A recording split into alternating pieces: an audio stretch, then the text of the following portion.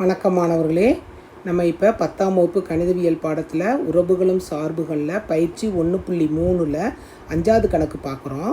அந்த 5வது கணக்கில் வந்து ஒரு விதி கொடுத்துருக்காங்க. என்ன கொடுத்துருக்காங்க? f(x) = 2x + 5 என்க x ≠ 0 எனில் ஒரு விதி கொடுத்துட்டாங்க. f(x + 2 - f(2)/x ஐ காண்க.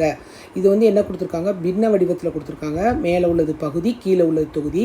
ஃபஸ்ட்டு வந்து பகுதியில் உள்ள ஒவ்வொரு உறுப்புகளாக நம்ம முடிச்சுக்கிட்டு அதுக்கப்புறம் நம்ம கணக்குக்குள்ளே வருவோம். ஃபஸ்ட்டு விதியை எழுதிக்குவோம். இந்த கணக்கு வந்து இம்பார்ட்டன்ட் போட்டு வச்சுக்கோங்க.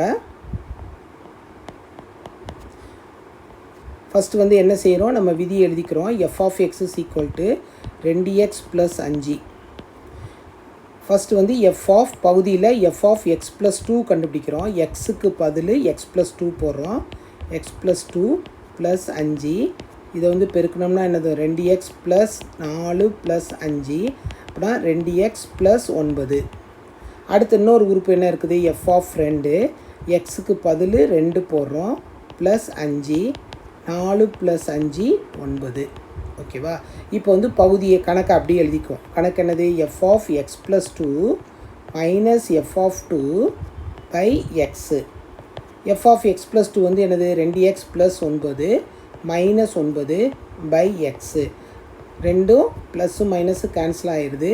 2x/x x கேன்சல் ஆகிடுது.